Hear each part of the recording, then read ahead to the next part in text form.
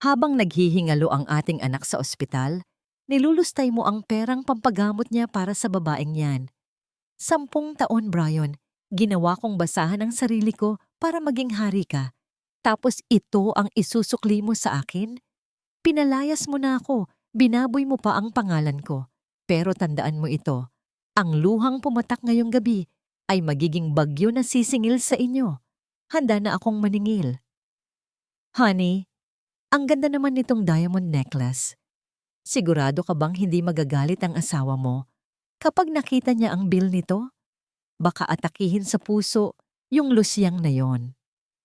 Ang matinis na boses na yon ay hindi nanggaling sa telebisyon, kundi mula sa teleponong naiwan ni Brian sa ibabaw ng sofa para itong isang matalim na patalim na humiwa sa katahimikan ng gabi. Napatigil ang mga kamay ni Kalante sa pagbibilang ng mga barya. Nakaupo siya sa sahig, sa gitna ng sala, habang nakakalat sa kanyang harapan ang mga lumang papel at sensilyo na inipon niya sa loob ng 5 taon. Dahan-dahang binitawan ni Kalante ang hawak niyang 20 pesos na punit na ang gilid. Ang perang ito ay hindi para sa luho. Ang bawat sentimong nakakalat sa sahig ay may amoy ng pawis, sakripisyo at pagmamakaawa. Ito ang pondo para sa operasyon sa puso ni Brielle, ang kanilang 7 taong gulang na anak. Bukas na ang deadline ng ospital. Kailangan niya ng sapat na halaga upang mailigtas ang buhay ng kaisa-isa niyang kayamanan. Ngunit ang boses sa telepono ay tumawa ng nakaiinsulto. Sinundan ito ng pamilyar na baritono ng kanyang asawa. Ang boses na dati ay nagpapakalma sa kanya, ngunit ngayon ay tila tunog ng pagtataksil. Hayaan mo siya, babe. Wala siyang karapatang magreklamo. Ako ang nagpapalamon sa kanya. Besides, deserve mo yan kaysa sa kanya. Masyado na siyang luma para sa mga ganitong alhas. Nanigas ang buong katawan ni Kalante. Tila binuhusan siya ng nagyayelong tubig habang ang puso niya ay pinipiga ng hindi maipaliwanag na sakit. Hindi niya ininda ang pang-iinsulto sa kanyang itsura. Sanay na siya doon. Ang dumurog sa kanya ay ang katotohanang ang lalaking pinag-alayan niya ng buong buhay ay kayang-kayang ipagpalit ang kaligtasan ng kanilang anak para sa isang kwintas. Nanginginig ang mga daliri ni Kalante nang abutin niya ang kanyang sariling cellphone upang buksan ang bank app ng joint account nila, ang account na nakalaan para kay Brielle. Sa bawat pag-ikot ng loading icon, pabilis ng pabilis ang tibok ng kanyang dibdib. At nang lumabas ang balanse, tila gumuho ang mundo sa kanyang harapan. Zero balance. Sa ilalim nito ay ang transaction history na nagsusumigaw ng kataksilan. Debit, 150,000 piso. VIP Jewelry Boutique. Ang halagang dapat ay magdudugtong sa buhay ni Brielle ay naging palamuti na lamang sa leeg ng ibang babae. Naramdaman ni Kalante ang pag-akyat ng apdo sa kanyang lalamunan. Gusto niyang sumigaw, pero walang boses na lumalabas.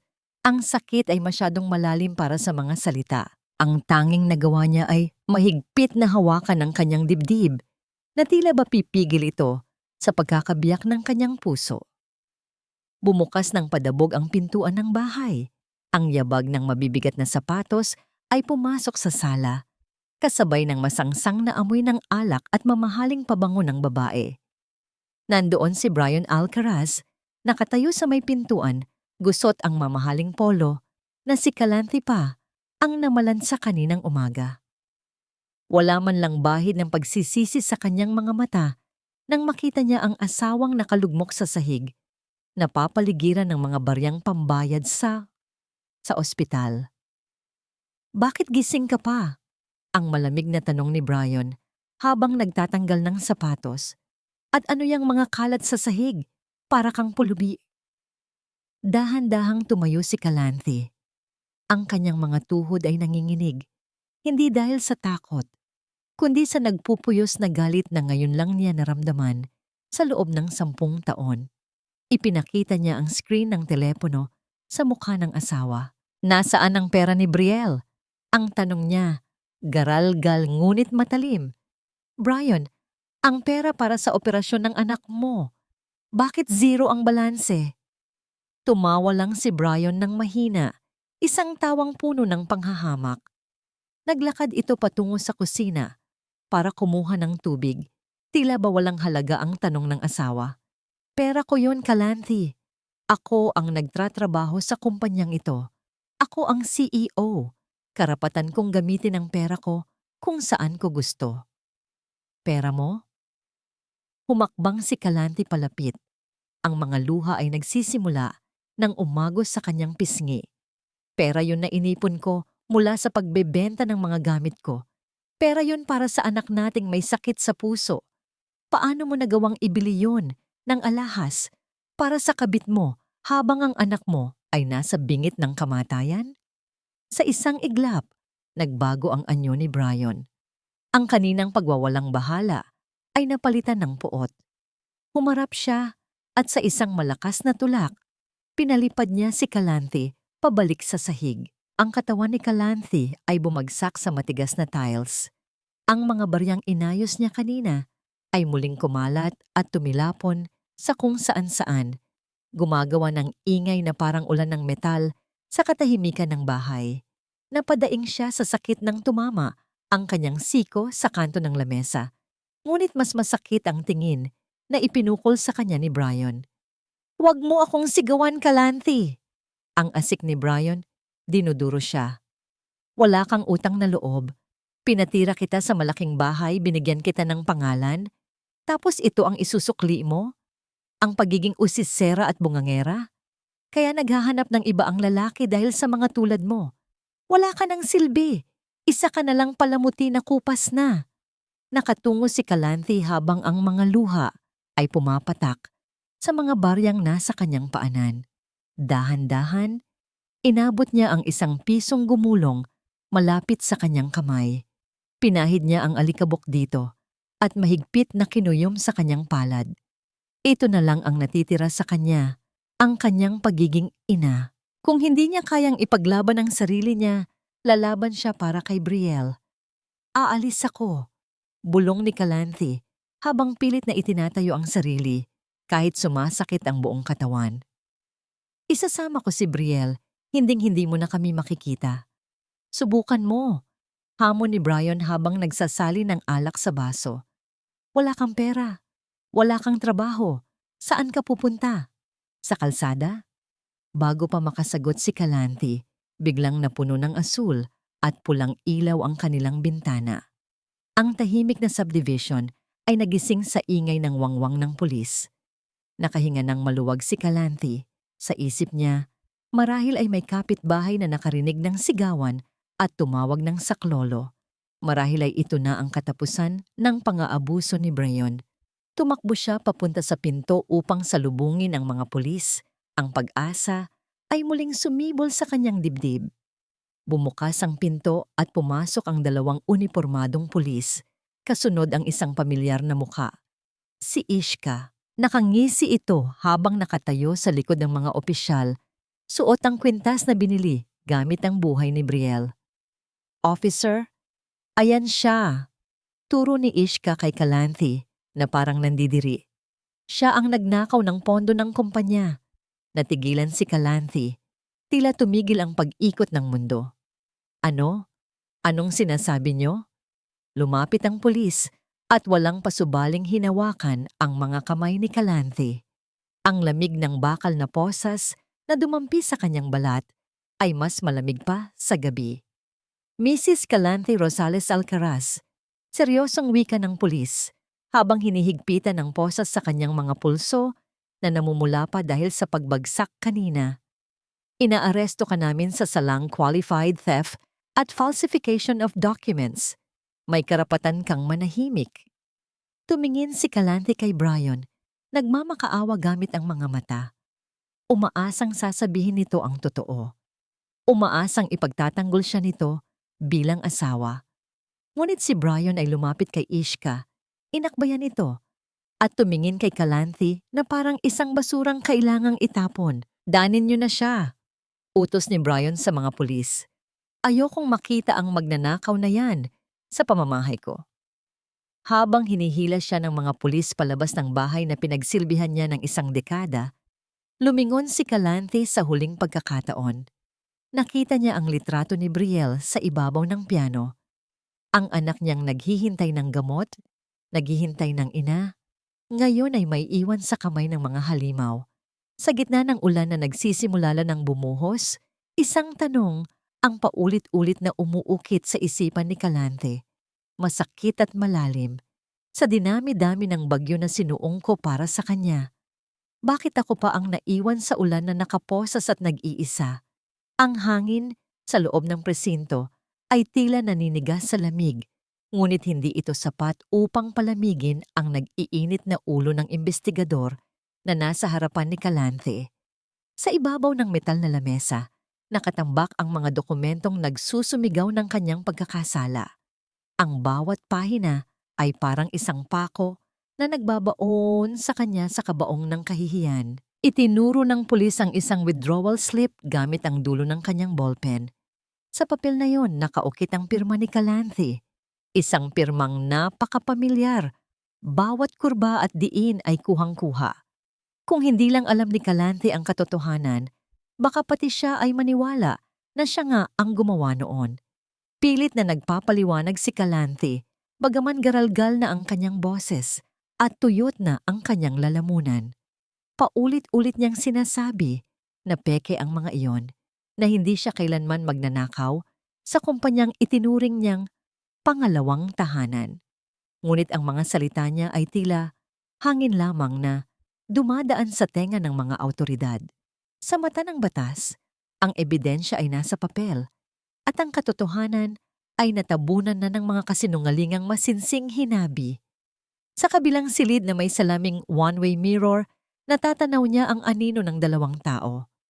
Nakita niya kung paano haplusin ni Ishka ang likod ni Brian, na kunwari ay lugmok na lugmok sa nangyari. Napakagaling nilang artista. Si Brian, ang biktima ng asawang ganid, at si Ishka, ang tapat na empleyadong tumulong sa paglutas ng krimen. Ang tanawing iyon ay mas masakit pa kaysa sa posas na ngayoy nag-iiwan na ng marka sa kanyang pulso. Alam ni Calanthe na hindi lang ito basta krimen, ito ay isang planadong pagpatay sa kanyang pagkatao. Nang matapos ang interogasyon, dinala siya sa isang masikip na selda. Ang rehas na bakal ay sumara sa kanyang likuran, isang tunog na nagpapahiwatig ng kanyang pagkakahiwalay sa malayang mundo. Ang amoy ng kalawang at luma, maasim na pawis ay sumalubong sa kanya. Sa loob, may ilang kababaihang nakaupo sa sahig. Ang mga mata ay puno ng pagdududa at pagod. Umupo si Calanthe sa isang sulok, niyakap ang kanyang mga tuhod at ipinatong ang noo dito. Ang alaala ni Brielle ang tanging nagpapanatili sa kanyang katinuan. Kumain na kaya ang anak niya? Sino ang nagpapainom dito ng gamot? Ang bawat segundong lumilipas na wala siya sa tabi ng anak ay parang tinik na tumutusok sa kanyang dibdib. Sa kanyang tabi, isang batang babae na halatang nagdadalang tao ang tahimik na humihikbi habang hinihimas ang malaki nitong tiyan. Nakita ni Calanthe ang gutom sa mga mata nito nang tumingin ito sa piraso ng tinapay na ibinigay ng gwardiya kay Calanthe kanina. Tinapay na hindi niya magawang kainin dahil sa sama ng loob. Kahit nasa gitna ng sariling unos, nanaig ang puso ng isang ina kay Calanthe. Iniabot niya ang tinapay sa babae nang walang pag-aalinlangan.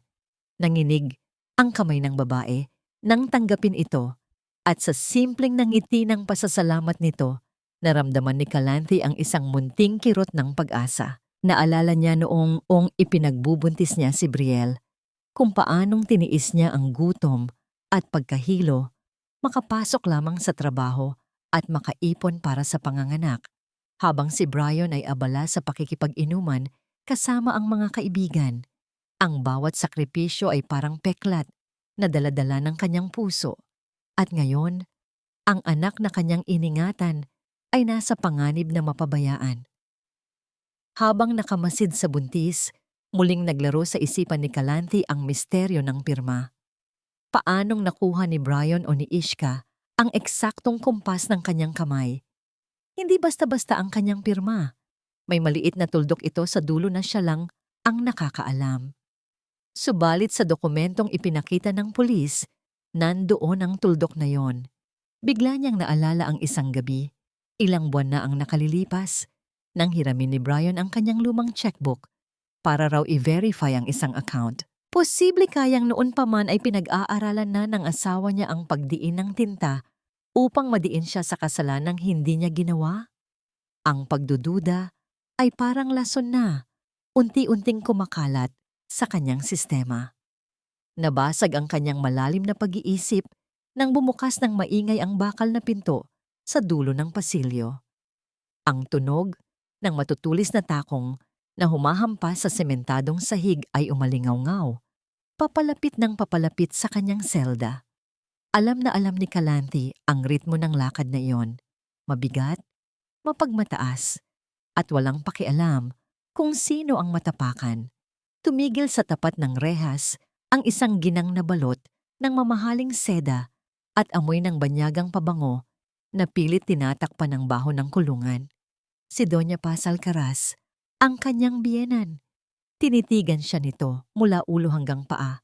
Ang mga mata ay puno ng pandidiri na para bang si Calanthe ay isang mantsa sa kanyang malinis na sapatos. Tumayo si Calanthe, umaasang may dalang tulong ang ina ng kanyang asawa. Baka sakaling naniwala ito sa kanya. Baka sakaling mas matimbang ang 10 taon niyang pagsisilbi kaysa sa mga paratang. "Mama," tawag ni Calanthe.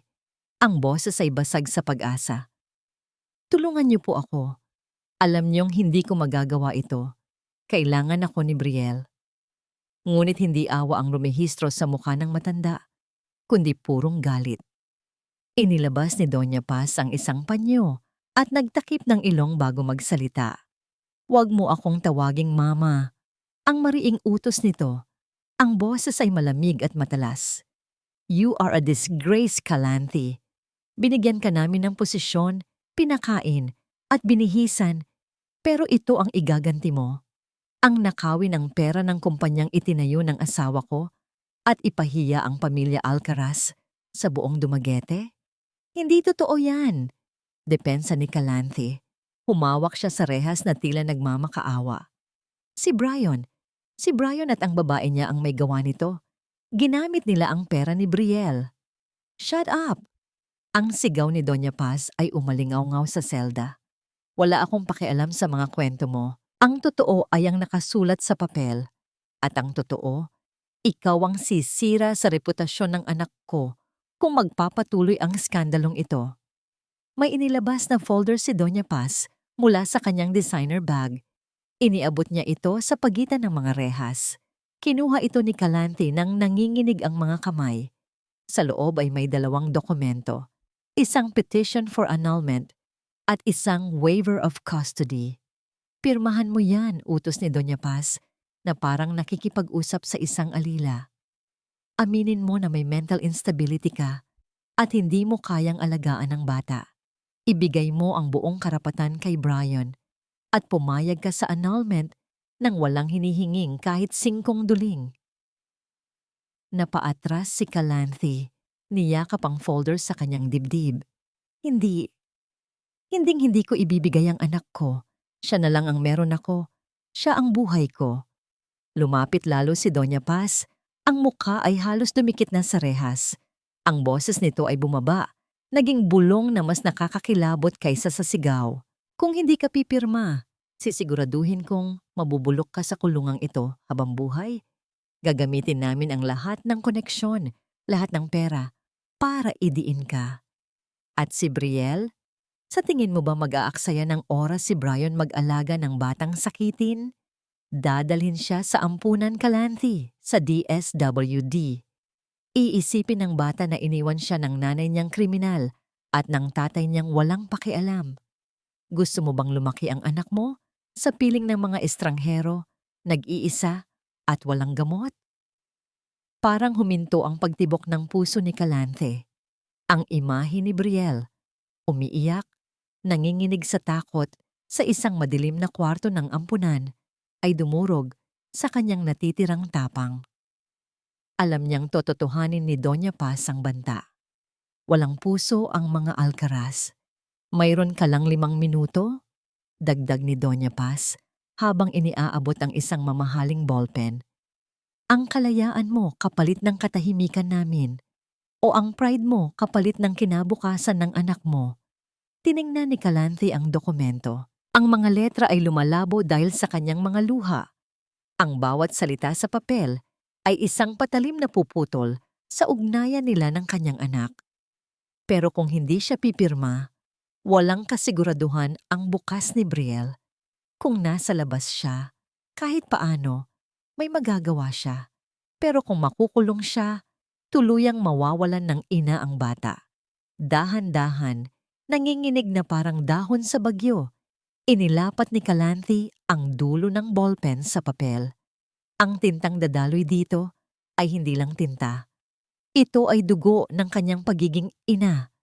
Ito ang pinakamasakit na desisyon na kailangan niyang gawin. Pumikit siya ng mariin. Dinadasal na sana, balang araw, mapatawad siya ni Brielle sa gagawin niyang pagsuko. Sa madilim at malamig na sulok ng presinto, ang tanging naririnig ay ang mabilis na tibok ng kanyang puso at ang pagkiskis ng ballpen sa papel, isang tunog ng pagguho ng kanyang buong mundo. Binitawan ni Calanthe ang ballpen at ang tunog nito, nang tumama sa mesa, ay tila isang hatol ng kamatayan sa kanyang pagiging ina.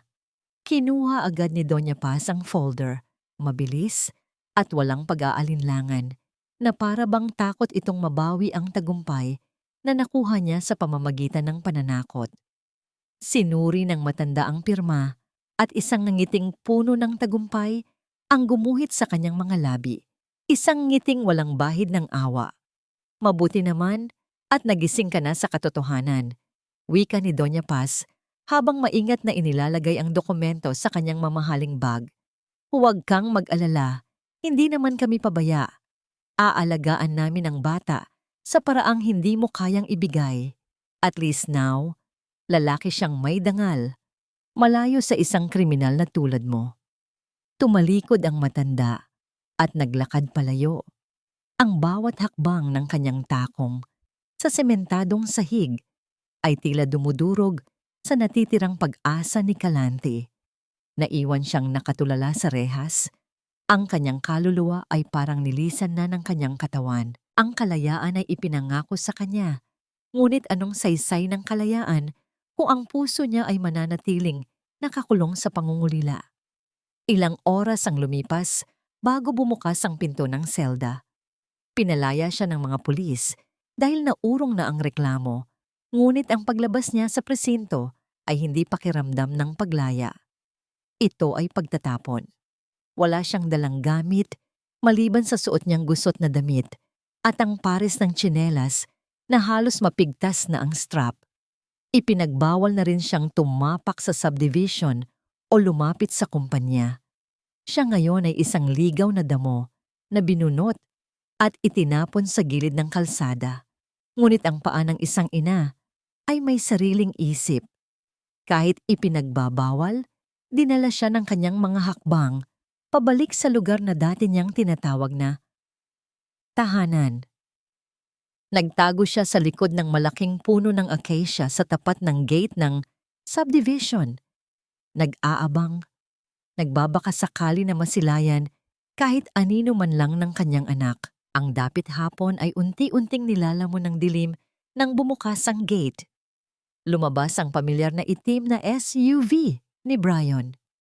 Bumagal ang takbo nito sa humps malapit sa pinagtataguan ni Calanthe. Sa loob, sa ilalim ng madilim na tint ng bintana, nakita niya ang senaryong dumurog sa kanya ng pino. Nasa front seat si Ishka, nakangiti ng matamis habang nakahawak sa braso ni Brian na nagmamaneho. Tila sila isang perpektong pamilya na walang bahid ng dumi. Ngunit sa backseat, nakita niya si Brielle. Ang mukha ng bata ay nakadikit sa bintana. Ang mga mata ay namamaga sa kakaiyak. Biglang bumukas ng kaunti ang bintana sa likod. Marahil ay pinindot ito ni Brielle ng palihim. "Mama!" Ang sigaw ng bata ay manipis at puno ng takot. Ngunit malinaw na umabot sa pandinig ni Calanthe. Akmang tatakbo si Calanthe palapit, ngunit nakita niya ang mabilis na pagkilos ni Ishka. Mula sa front seat, lumingon ang kirida at marahas na hinawakan ang bibig ng bata. Isinara agad ang bintana. Pinuputol ang tanging koneksyon ni Calanthe sa kanyang anak. Sa huling sulyap, nakita ni Calanthe ang takot sa mga mata ni Brielle habang tinuturo siya ni Ishka at tila pinapagalitan. Ang sasakyan ay muling umarangkada. Iniiwan si Calanthe na nakatayo sa gilid ng kalsada, nilalamon ng usok ng tambutso. Nang mawala na ang sasakyan sa paningin, tumakbo si Calanthe sa gitna ng kalsada, sa eksaktong lugar kung saan dumaan ang gulong ng sasakyan. Lumuhod siya sa aspalto. Ang kanyang mga tuhod ay gasgas at nanginginig. Hinawakan niya ang alikabok at lupa na dinaanan ng sasakyan. Mahigpit na kinuyom ito sa kanyang dibdib at humagulgol ng walang boses. Ito na lang ang mayroon siya, ang bakas ng paglayo ng kanyang mundo. Sa gitna ng kanyang pag-iyak, napansin niya ang isang maliit na piraso ng papel na nililipad-lipad ng hangin sa gilid ng kalsada. Nahulog ito mula sa bintana noong sumigaw si Brielle. Dali-daling gumapang si Calanthe upang abutin ito. Sulat ni Brielle. Kailangan niyang mabasa ang sulat ni Brielle. Ngunit bago pa man dumampi ang kanyang mga daliri sa papel, umihip ang malakas na hangin, hudyat ng paparating na bagyo. Tinangay ng hangin ang kapirasong papel, paitaas, palayo, hanggang sa mawala ito sa dilim ng gabi at sa masukal na damuhan. Nawala na ang lahat. Pati ang huling mensahe ng kanyang anak ay ipinagkait sa kanya ng tadhana. Kasabay ng pagkawala ng papel, bumagsak ang ulan. Hindi ito ambon lang. Ito ay buhos ng galit ng langit. Ang malalaking patak ng tubig ay humampas sa katawan ni Calanthe. Humahalo sa kanyang mga luha. Tinatangay ang dumi sa kanyang balaat, ngunit hindi ang sakit sa kanyang puso. Basang-basa, gutom, at pagod. Naramdaman ni Calanthe ang pagbigay ng kanyang katawan. Ang mundo ay nagsimulang umikot. Ang mga ilaw ng poste ay naging malalabong bituin.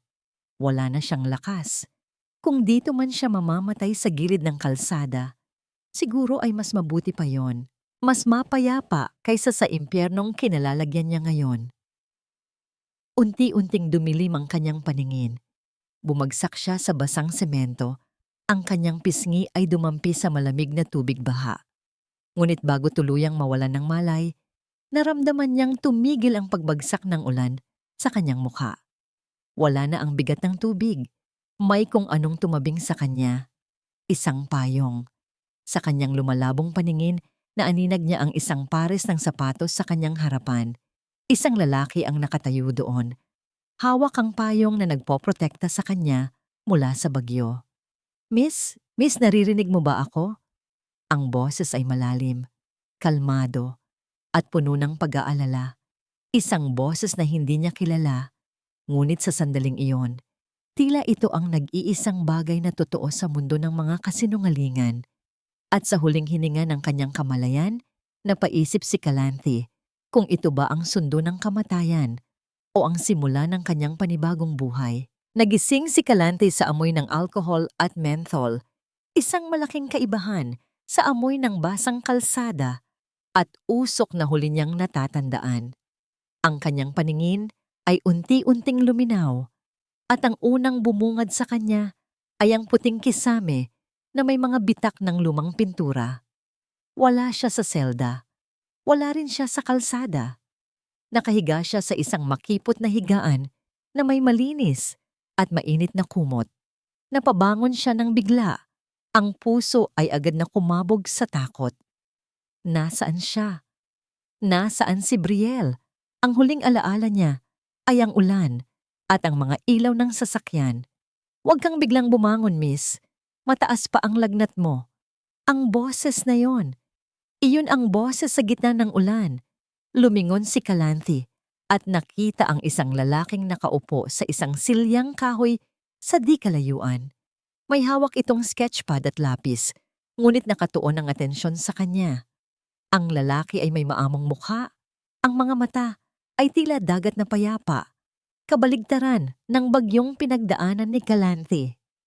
Nasa charity clinic ka ni Dr. Reyes, paliwanag ng lalaki habang inilalapag ang kanyang sketchpad. Nakita kitang bumagsak sa kalsada kagabi. Ako si Kirian Navarro. Napahawak si Calanthe sa kanyang noo. Mainit nga siya. Ngunit mas mainit ang hiya na gumapang sa kanyang dibdib. Isa siyang manager dati. Tinitingala. Nirerespeto. Ngayon, isa na siyang pulubi na pinulot sa daan at dinala sa charity ward. Salamat, bulong niya. Ang boses ay paos. Pero kailangan ko nang umalis. Wala akong pambayad sa gamot. Wala akong pambayad sa iyo. Akmang tatayo siya, ngunit umikot ang kanyang paningin. Agad siyang inalalaya ni Kirian, hindi sa paraang mapanghimasok, kundi sa paraang magaan at magalang. Ang hawak nito sa kanyang siko ay parang suporta ng isang pader, matibay ngunit hindi nananakal. Bayad na ang lahat, mahinahong wika ni Kirian. Donasyon na yan ng klinik at hindi mo kailangang bayaran ang pagtulong ko. Ang kailangan mo ngayon ay magpahinga. Umiling si Calanthe. Ang kanyang pride na lang ang natitira sa kanya. Kung tatanggapin niya ang limos na ito, pakiramdam niya ay tuluyan na siyang tinalo ni na Brian at Ishka. Hindi. Matigas na sagot ni Calanthe, bagaman nanginginig ang kanyang mga tuhod. Hindi ako tumatanggap ng limos. Magbabayad ako. Wala akong pera pero marunong akong magtrabaho. Kahit ano. Maghuhugas ako ng pinggan. Maglilinis ng sahig. Hayaan mo akong magtrabaho.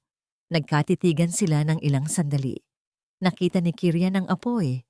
Sa mga mata ni Calanthe, isang apoy na pilit na binubuhay sa kabila ng malakas na hangin.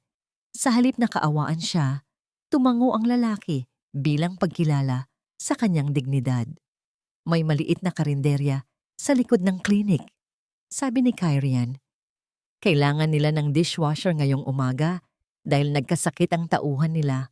Kung kaya mo na, doon ka magsimula.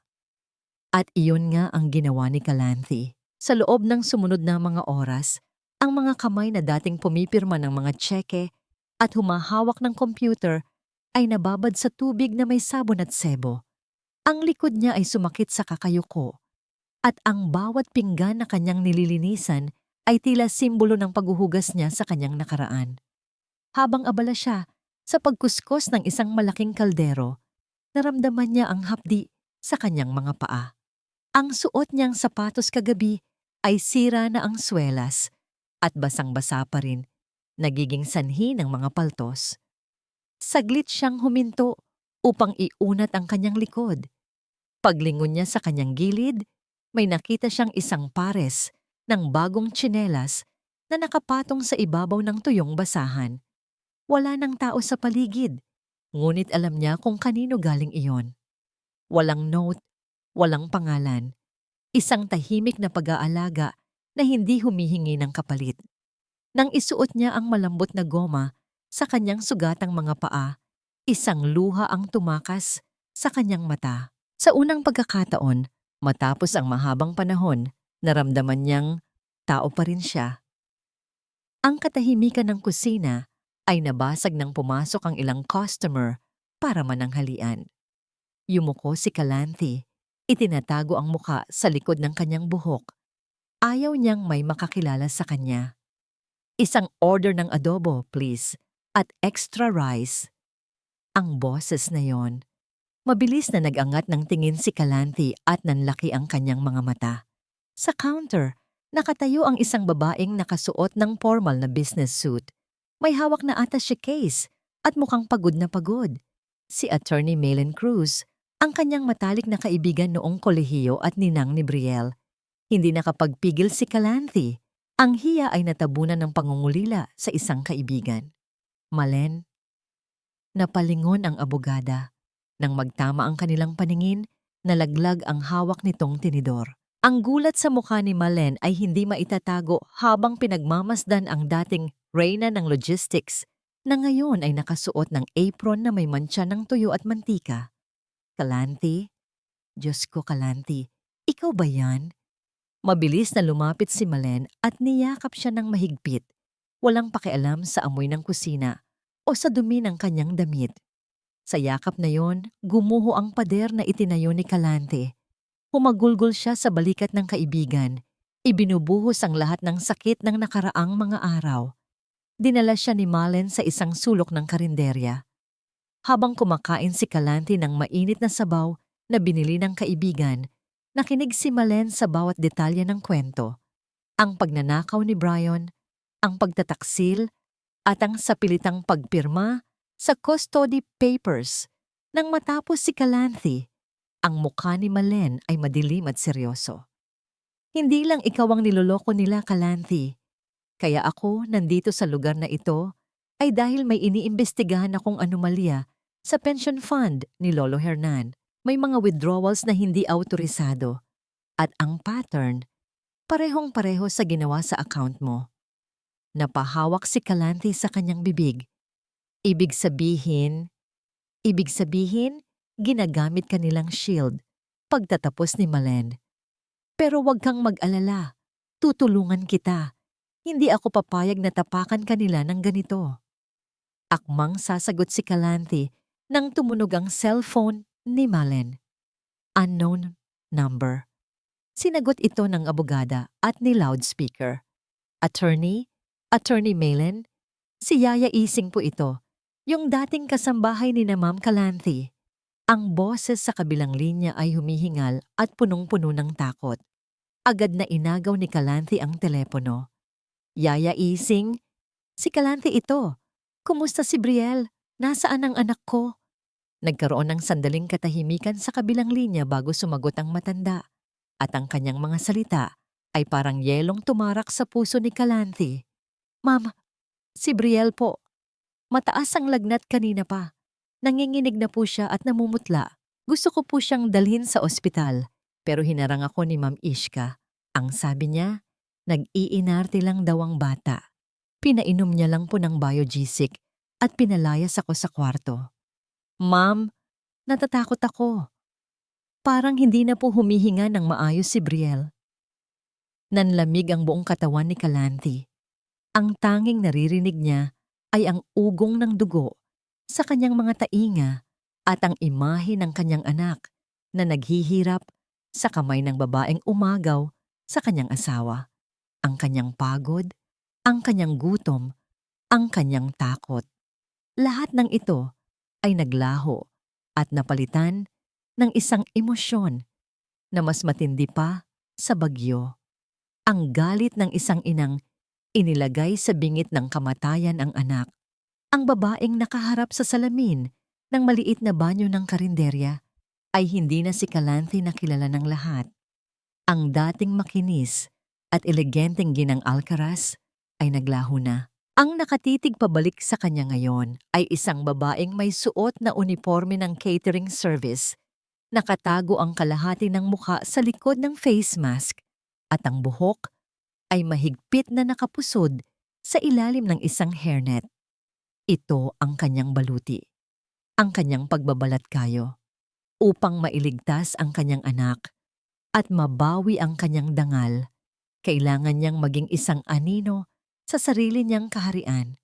Sa tulong ni Attorney Malen, nakapasok siya bilang extra server sa Thanksgiving Gala na gaganapin mismo sa mansyon ng mga Alcaraz ngayong gabi. Ang kapal ng mukha ni na Brian at Ishka na magdaos ng kasiyahan habang ang kanyang anak ay naghihingalo sa sakit ay isang apoy na lalong nagpapaliyab sa kanyang determinasyon. Pagbaba niya ng van ng catering service, sinalubong siya ng pamilyar na hangin ng subdivision. Ngunit ang dating amoy ng kaligayahan ay napalitan na ng lansa ng pagtataksil. Ang mansyon ay nagniningning sa dami ng ilaw. Ang mga mamahaling sasakyan ay nakaparada sa driveway at ang tunog ng musika at tawanan ng mga bisita ay tumatago sa pader. Isang insulto sa katahimikan ng kanyang pagdurusa. Pumasok si Calante sa service entrance, ang pinto kung saan siya madalas dumaan noon para i-check ang mga groceries. Ngunit ngayon ay dinaraanan niya bilang isang utusan. Ang bawat hakbang sa makintab na sahig ay nagpapaalala sa kanya ng bawat sulok ng bahay na ito na kanyang inalagaan. Sa gitna ng malawak na hardin, nakita niya si Ishka. Nakasuot ito ng pulang gown na humuhubog sa katawan at sa kanyang leeg ay kumikislap ang diamanteng kwintas. Ang kwintas na binili gamit ang puso ni Brielle. Tumatawa ito ng malakas habang kausap ang mga donya, hawak ang isang kopang puno ng champagne. "More wine here!" sigaw ni Ishka at kinawayan si Calante nang hindi man lang ito tinitingnan sa mata. Lumapit si Calante, nakayuko at nanginginig ang mga kamay habang nagsasali ng alak sa baso ng babaeng sumira sa kanyang buhay. Gusto niyang ibuhos ang laman ng bote sa mukha nito, ngunit pinigilan niya ang sarili. Hindi ngayon, bulong ng kanyang isip para kay Brielle, para sa katotohanan. Sa di kalayuan, nakita niya si Brian. Hindi ito mukhang masaya. Nasa isang sulok ito, panay ang inom, at bakas sa mukha ang matinding stress habang may kausap sa telepono. Ang pawis sa noo nito ay hindi dahil sa init, kundi sa takot. Tila hinahabol na ito ng kanyang mga sariling demonyo at utang. Ipinagpatuloy ni Calante ang pag-iikot. Ang kanyang mga mata ay naghahanap ng tiyempo para makaakyat sa kwarto ni Brielle. Ngunit may mga gwardiya sa hagdan, kailangan niya ng ibang paraan, kailangan niya ng alas. Sa dulo ng beranda, nakaupo sa wheelchair si Lolo Hernan. Ang matandang founder ng kumpanya ay nakatingin lang sa kawalan. Ang bibig ay bahagyang nakabuka at may tumutulong laway sa gilid ng labi. Walang lumalapit sa kanya. Ang mga bisita ay nandidiri o di kaya ay walang pakialam sa matandang laging tulala. Lumapit si Calante. Kumuha siya ng tissue at dahan-dahang pinunasan ang bibig ng matanda. Ang kanyang haplos ay puno ng pagmamahal at respeto, tulad noong siya pa ang nag-aalaga dito bago siya pinalayas. "Lolo," bulong niya ng mahina, halos hindi marinig ng hangin. "Nandito na po ako. Hindi ko po kayo pababayaan." Sa isang iglap, ang mga mata ni Lolo Hernan na kanina ay tila patay na, ay biglang nagkaroon ng buhay. Dahan-dahan, sa ilalim ng lamesa, kung saan walang nakakakita, hinawakan ng matanda ang kamay ni Calante. Ang grip nito ay mahigpit, mainit, at puno ng urgensya. Hindi ito hawak ng isang ulyanin. Nagulat si Calante. Tumingin siya sa paligid upang siguraduhing walang nakapansin. Nang magtama ang kanilang mga mata, nakita niya ang linaw ng isip sa likod ng pagpapanggap ng matanda. Alam ni Lolo Hernan ang lahat. Nagpapanggap lang ito upang manatiling buhay. Gamit ang kanyang hintuturo, may isinulat si Lolo Hernan sa palad ni Calante. Ang balat ng matanda ay magaspang laban sa kanyang pawisang palad. Safe, kahadeyero. Sinundan ito ng mga numero. 1, 0, 2, 4, Oktubre 24. Ang kaarawan ng yumaong asawa ni Lolo Hernan. Isang luha ang pumatak mula sa mata ng matanda, ngunit mabilis niya itong ipinikit at bumalik sa kanyang pagtulala nang may dumaang bisita. Naintindihan agad ni Calante ang mensahe. Ang ebidensya na magpapabagsak kay Brian at Ishka ay nasa safe sa loob ng library. Ito ang susi sa kanyang kalayaan at sa kaligtasan ni Brielle. Nagpaalam si Calante gamit ang isang mahigpit na pisil sa kamay ng matanda. Ito na ang pagkakataon niya. Habang abala ang lahat sa toast na pinangungunahan ni Ishka sa stage, dahan-dahang umatras si Calante patungo sa pasilyo na papunta sa library. Madilim ang hallway, ang tanging ilaw ay nanggagaling sa buwan na sumisilip sa bintana. Ang bawat tibok ng kanyang puso ay parang tambol sa kanyang dibdib. Narating niya ang pinto ng library. Pinihit niya ang seradura. Bukas ito. Pumasok siya at agad na inamoy ang pamilyar na amoy ng lumang papel at sigarilyo ni Brion. Alam niya kung nasaan ang safe. Nakatago ito sa likod ng malaking painting ng pamilya Alcaraz. Isang pamilyang puno ng kasinungalingan. Inalis niya ang painting at tumambad ang bakal na safe. Nanginginig ang kanyang mga daliri habang pinipindot ang mga numero. 1, 0, 2, 4. Umilaw ng berde ang panel. Isang mahinang tunog ng pag-unlock ang bumasag sa katahimikan. Binuksan niya ang pinto ng safe. Sa loob, nakatambad ang mga itim na ledger at isang flash drive. Ito na. Ito na ang katapusan ng kanilang kasamaan. Aabutin na sana niya ang flash drive nang biglang bumukas ang pinto ng library. Ang liwanag mula sa pasilyo ay humiwa sa dilim ng kwarto. Nanigas si Calante sa kanyang kinatatayuan. Wala siyang matataguan. Sabi ko naman sa'yo, babe, ligtas ang pera dito. Walang makakaalam. Ang boses ni Brian ay pumasok sa kwarto. Kasunod ang matinis na tawa ni Ishka. Pumasok sila at isinara ang pinto. Narinig ni Calante ang paglapat ng seradura. Nakulong siya sa loob kasama ang mga halimaw. Ang tanging pagitan nila ay ang dilim at ang manipis na kurtina kung saan siya mabilis na sumiksik. Hindi siya makahinga. Ang amoy ng pabango ni Ishka ay unti-unting lumalapit sa kanyang pinagtataguan. Wait! Biglang huminto si Ishka. Naaamoy mo ba yon? Parang may ibang tao dito. Mula sa kanyang pwesto, nakita ni Calante ang anino ni Ishka na papalapit sa kurtina. Ang kamay ng babae ay nakaangat, handang hawiin ang tela na nagtatago sa kanya. Sa sandaling iyon, alam ni Calante na kapag nahuli siya, hindi na siya makakalabas ng buhay. Pinigil ni Calante ang kanyang paghinga habang ang anino ng kamay ni Ishka ay unti-unting lumalapit sa kurtinang nagkukubli sa kanya. Ang bawat segundo ay tila bumabagal, humahaba, at nagiging isang torture ng paghihintay.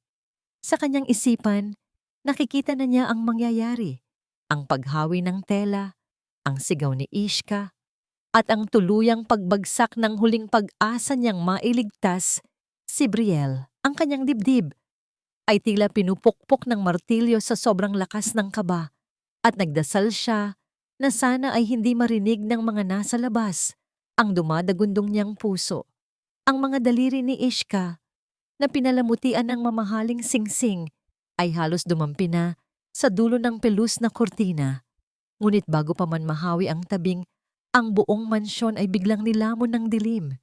Namatay ang lahat ng ilaw, ang chandelier, ang mga lampshade at ang ilaw sa pasilyo. Kasabay nito ang pagtigil ng musika sa labas na pinalitan ng gulat na bulungan at reklamo ng mga bisita. What the hell? Ang iritadong sigaw ni Ishka sa gitna ng kadiliman. Brian, bakit nag-brown out? Ang mahal-mahal ng binayad natin sa event organizer tapos ganito. Wait babe, i-check ko ang breaker.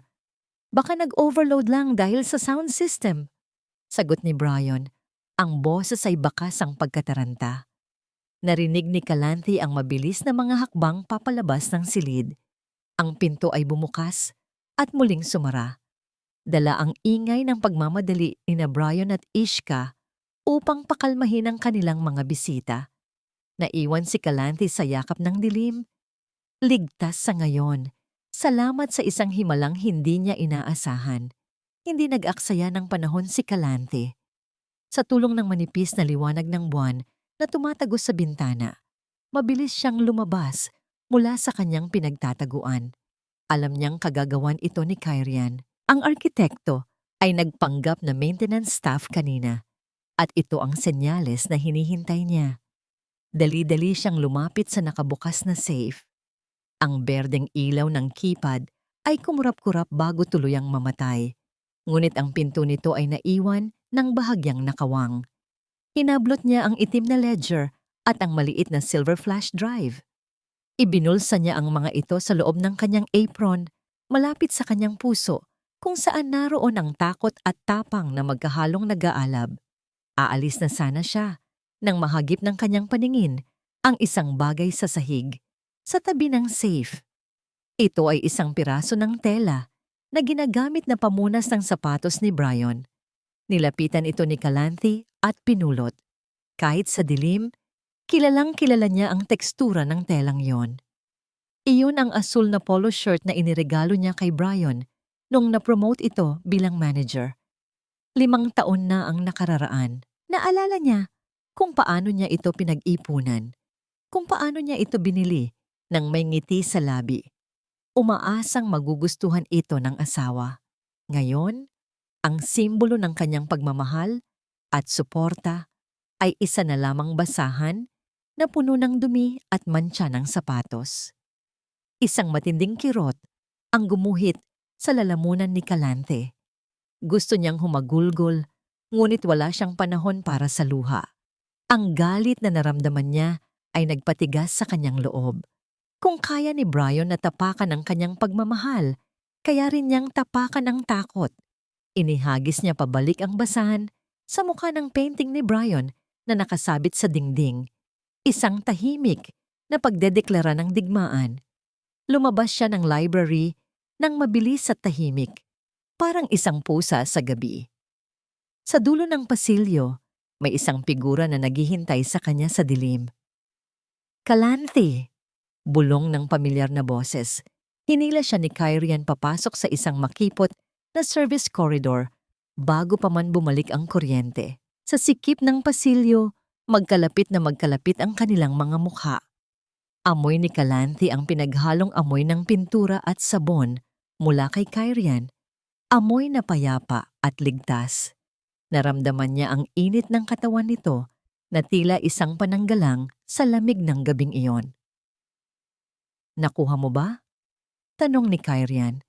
Ang mga mata ay nakatuon sa kanya ng may pag-aalala. Tumango si Calanthe at tinapik ang kanyang bulsa. Nasa akin na. Salamat sa ginawa mo sa kuryente. Huwag mo akong pasalamatan, sagot ni Kyrian habang inaayos ang isang hibla ng buhok na tumakas sa hairnet ni Calanthe. Ang simpleng haplos na yon ay nagbigay ng kuryente sa balat ni Calanthe. Ibang klase sa kuryenteng nawala sa mansyon. Ito ay kuryente ng pagdamay. Kailangan na nating umalis, papunta na rito ang security. Sabay silang tumakbo palabas ng service exit patungo sa naghihintay na lumang van ni Kyrian. Samantala, sa loob ng library, bumalik ang kuryente. Ang chandelier ay muling nagliwanag, pinapawi ang mga anino, bumukas ang pinto at pumasok si Ishka. Naiwan niya ang kanyang cellphone sa mesa kanina habang nagmamadali. Naiinis siya sa aberya. Sira na ang mood ng party. Kinuha niya ang kanyang telepono, ngunit bago siya tumalikod, huminto siya. Ikiniling niya ang kanyang ulo at suminghot sa hangin. May kakaibang amoy na naiwan sa silid. Hindi ito amoy ng lumang libro o sigarilyo ni Brian. Ito ay isang amoy na matagal na niyang hindi naaamoy sa bahay na ito. Ngunit hinding-hindi niya makakalimutan dahil ito ang amoy na kinasusuklaman niya. Amoy ng sampagita oil, ang murang pabango na laging ginagawa ni Calanthe gamit ang mga bulaklak sa hardin dahil hindi nito kayang bumili ng imported na perfume. Dahan-dahang lumapit si Ishka sa painting na nagtatago sa safe. Napansin niya na ang kwadro nito ay bahagyang tabingi. At sa paanan nito, ang basahan na kanyang ginamit kanina ay nakasabit sa gilid ng frame, tila ba sadyang ibinalibag doon. Nanlaki ang mga mata ni Ishka. Mabilis niyang hinawi ang painting. Ang pinto ng safe ay nakabukas. Ang loob nito ay simot. Wala ang ledger, wala ang drive. Isang malamig na kilabot ang gumapang sa kanyang likod. Hindi dahil sa takot, kundi dahil sa isang realization. Alam na niya kung sino ang nasa likod ng kurtina kanina. Lumapit siya sa bintana at sumilip sa hardin. Sa di kalayuan, natanaw niya ang likod ng isang babaeng nakauniporme ng catering na sumasakay sa isang van. Kahit nakatalikod, kilala niya ang tindig na yon. Ang tindig ng isang asawang ninakawan at ngayon ay bumalik para maningil. Kinuha ni Ishka ang kanyang telepono, ang kanyang mga daliri ay nanginginig sa galit. Dinial niya ang isang numero. Harangin niyo ang lahat ng gate. Utos niya. Ang boses ay matalim at puno ng kamandag. May daga na nakapasok sa bahay at dala niya ang leeg natin. Siguraduhin niyong hindi siya makakalabas ng buhay. Ang paghinto ng lumang van sa tapat ng isang paayak na apartment ay nagdulot ng isang matining na katahimikan. Wala nang habulan, wala nang sirena, ngunit ang dibdib ni Calanthe ay nananatiling mabilis ang tibok, tila isang tambol na ayaw tumigil. Nasa isang safe house sila, isang lumang paupahan na pag-aari ng pamilya ni Kyrian na matagal nang hindi ginagamit. Ang hangin sa loob ay amoy luma at alikabok. Ngunit para kay Calanthe, ito ang pinakamabangong amoy sa mundo dahil ito ay amoy ng kaligtasan. Nanginig ang mga kamay ni Calanthe habang inaabot kay Attorney Malen ang itim na ledger at ang flash drive. Ang mga ito ay hindi lamang basta ebidensya. Ang mga ito ay ang dugo at pawis ng kumpanyang itinayo ni Lolo Hernan at ang susi upang linisin ang kanyang pangalan. Agad na binuksan ni Malen ang kanyang laptop. Ang liwanag ng screen ay sumalamin sa seryoso niyang mukha habang isa-isang binabasa ang mga files. Ang bawat pagkunot ng noo ng abogada ay nagdaragdag ng kaba sa dibdib ni Calanthe. Sa sulok ng silid, nakamasid lang si Kirian, tahimik na nagbabantay sa bintana, tila isang sentinel na handang harangin ang anumang panganib. Grabe Calanthe, basag ni Malen sa katahimikan. Ang boses ay halong gulat at galit. Mas malala pa ito sa inaakala natin. Hindi lang basta pagnanakaw, may money laundering. Ginagamit nila ang logistics company para magpuslit ng illegal na pera mula sa gambling lords. Si Brian, baon na baon siya sa utang kaya siya kumapit sa patalim. Napaupo si Calanthe sa sofa. Alam niyang desperado si Brian pero hindi niya inakalang aabot ito sa ganitong lalim ng kadiliman. Ang lalaking pinakasalan niya, ang amang tinitingala ni Brielle, ay isa na ngayong ganap na kriminal. Sapat na ba yan para ipakulong sila? Tanong ni Calanthe, ang boses ay mahina at pagod. Sobra-sobra pa, sagot ni Malen, ngunit hindi pa rin nawawala ang pag-aalala sa mukha nito. Pero may problema tayo. Sa mata ng batas, solid ito. Pero sa mata ng publiko at ng board members, kailangan natin ng credible witness. Si Brian ay magaling magmanipula. Kaya niyang palabasin na ikaw ang nagtanim ng mga ebidensyang ito.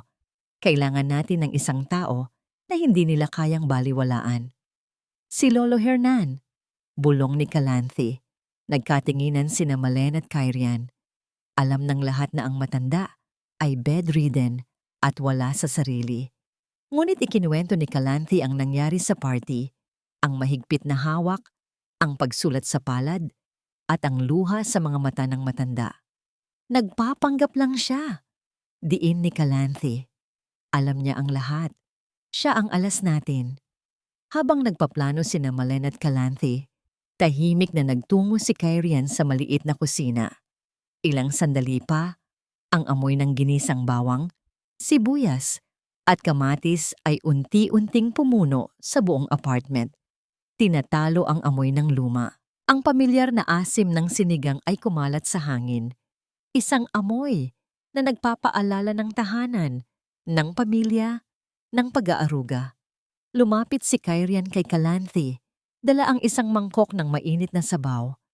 Ang usok nito ay sumasayaw sa hangin, nag-aanyaya ng ginhawa. Kain ka muna, malumanay na utos ni Kyrian habang inilalapag ang mangkok sa harap niya. Hindi ka makakalaban kung gutom ka. Paborito ito ni nanay ko kapag masama ang pakiramdam niya. Sana makatulong din sa'yo. Tinunghayan ni Calanthe ang sabaw. Simple lang ito, walang mamahaling sahog, pero inihanda ng may puso. Nang humigop siya ng sabaw, Naramdaman niya ang init na gumapang sa kanyang lalamunan pababa sa kanyang tiyan at tila ba niyakap nito ang kanyang nagyayelong kalamnan. Sa unang pagkakataon ngayong gabi, naramdaman niyang hindi siya nag-iisa. Tumingala siya kay Kyrian. Ang mga mata nito ay puno ng sinseridad at paggalang. Walang halong pagnanasa, kundi purong kagustuhang tumulong. Bakit mo ginagawa ito, Kai? Tanong ni Calanthe. Mapapahamak ka lang sa akin. Umupo si Kyrian sa tapat niya at bahagyang ngumiti. Dahil nakita ko ang ginawa mo noong una tayong magkita. Ibinigay mo ang tinapay mo sa iba, kahit ikaw mismo ay gutom. Ang taong kayang magbigay, kahit walang-wala na siya, ay taong karapat dapat ipaglaban. Ang mga salitang yon ay tumagos sa puso ni Calanthe, nagbigay ng kaunting liwanag sa madilim niyang mundo.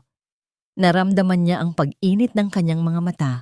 Ang mga luhang kanina pa niya pinipigilan ay nagbabadyang pumatak, hindi dahil sa sakit, kundi dahil sa pasasalamat. Ngunit ang panandaliang kapayapaan ay winasak ng isang tunog. Ang cellphone ni Calanthe na nakapatong sa mesa ay biglang umilaw.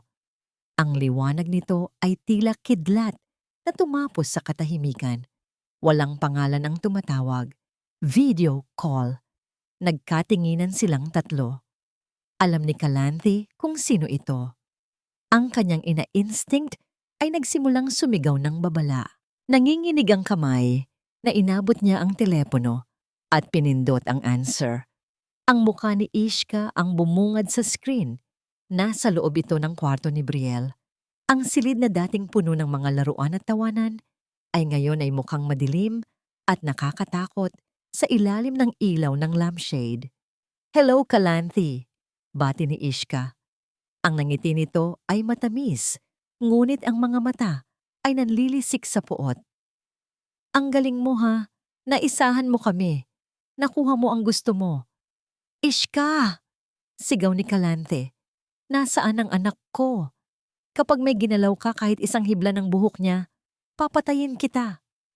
Tumawa si Ishka, isang tawang matinis at nakakakilabot. Iniharap niya ang kamera sa kama. Wala doon si Brielle. Ang kama ay walang laman. Sa gitna ng kama, nakaupo ang paboritong manika ni Brielle, ang rag doll na tinahi pa ni Calanthe noong baby pa ang anak. Ang kamay ni Ishka ay pumasok sa frame. May hawak na silver lighter. Sinindihan niya ito. Ang apoy ay sumayaw nang mapanganib malapit sa buhok ng manika. Ang tapang mo na, Calanthe. Wika ni Ishka habang inilalapit ang apoy sa manika. Pero alam natin pareho na ang tapang mo ay hanggang sa akin lang. Paano kapag ang anak mo na ang nakataya? Huwag! Napahagulgol si Calanthe. Parang awa mo na, Ishka. Bata yan. Wala siyang kinalaman dito. Ikaw ang nagdamay sa kanya nang magnakaw ka sa amin. Balik ni Ishka, ang muka ay namula sa galit. Ngayon, makinig ka. Alam ko kung nasaan ka. Alam kong nasa iyo ang ledger. Gusto ko, pumunta ka sa lumang warehouse sa Pantalan. Ngayon din, mag-isa. Kapag may nakita akong pulis o kahit anino ng arkitekto mong boyfriend, hindi lang manika ang masusunog ngayong gabi. Inilapit ni Ishka ang apoy sa manika. Ang tela ay nagsimulang umusok at umitim. Happy birthday nga pala kay Brielle, dagdag ni Ishka bago patayin ang tawag. Nabitawan ni Calanthe ang telepono. Ang screen ay nagdilim, pero ang imahe ng nasusunog na manika ay nakatatak na sa kanyang isipan. Ang ragdoll na yon ay simbolo ng buhay ni Brielle. Napaupo si Calanthe sa sahig, ang kanyang mundo ay muling gumuho. Ang init ng sinigang ay naglaho, napalitan ng lamig ng takot. Wala siyang pagpipilian.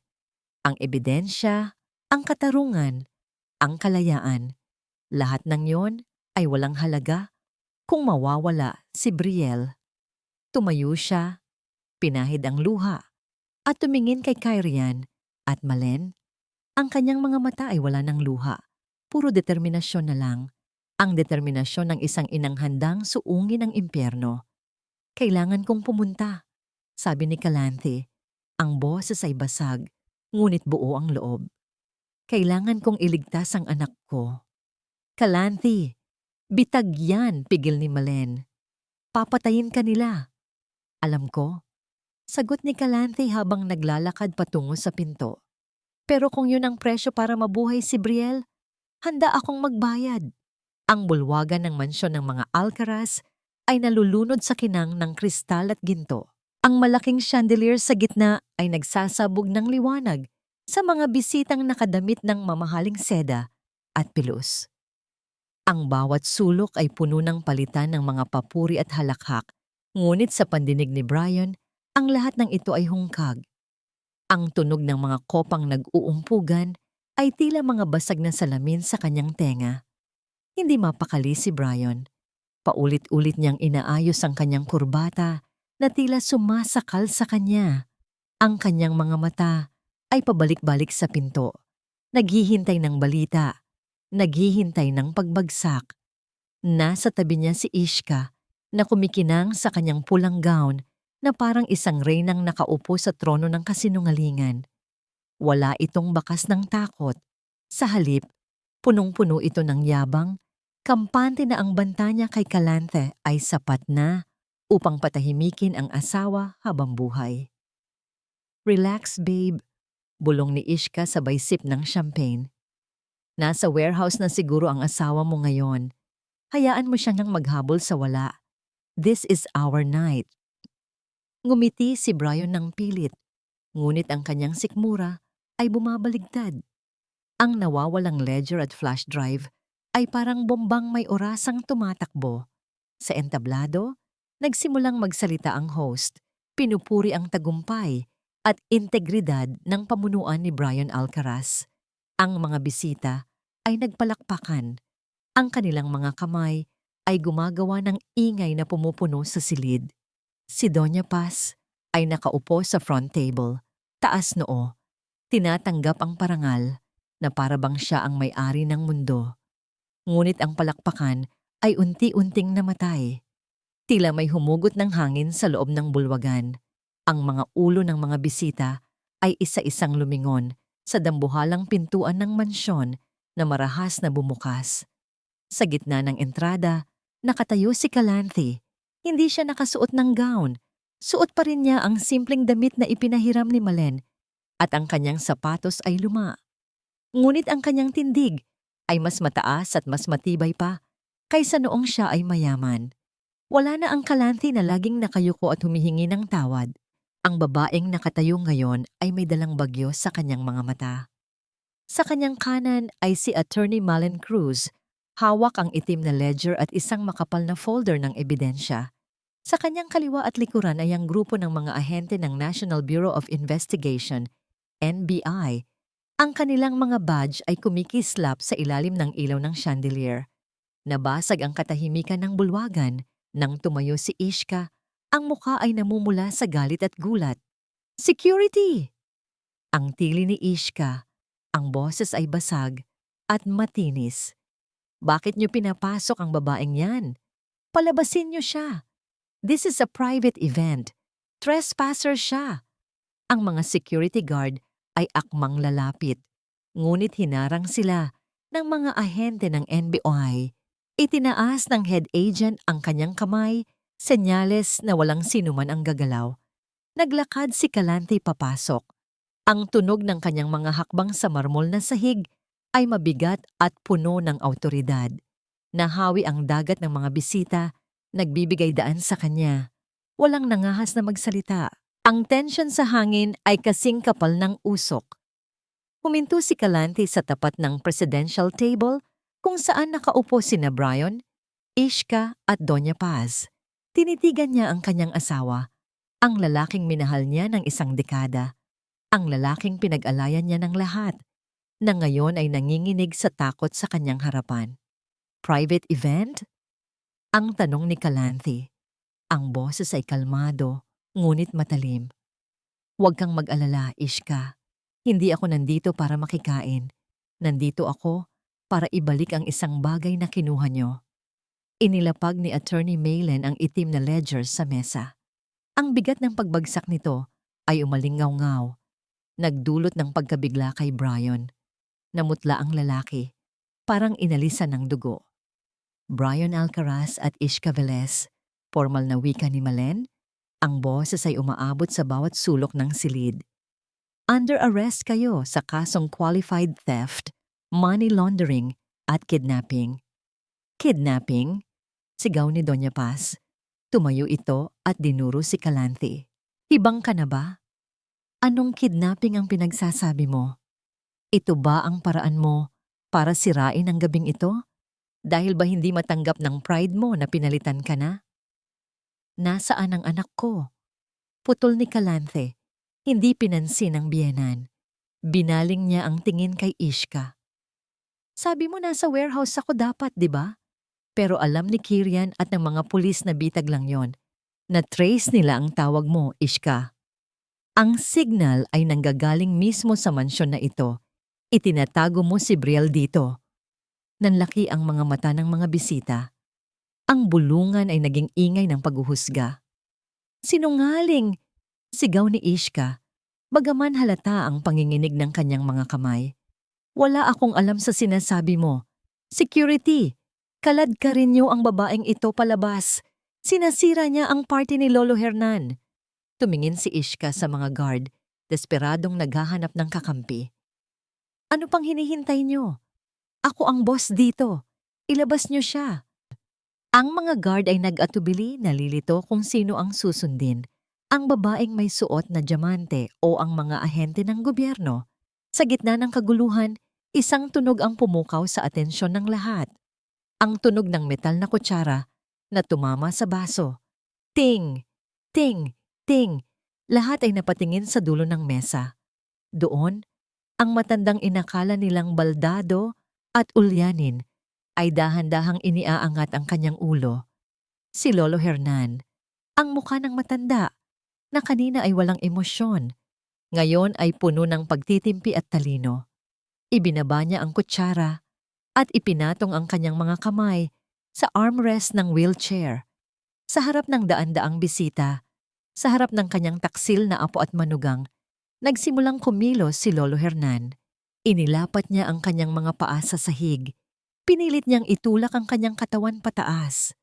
Lolo? Bulong ni Brian. Ang boses ay puno ng sindak.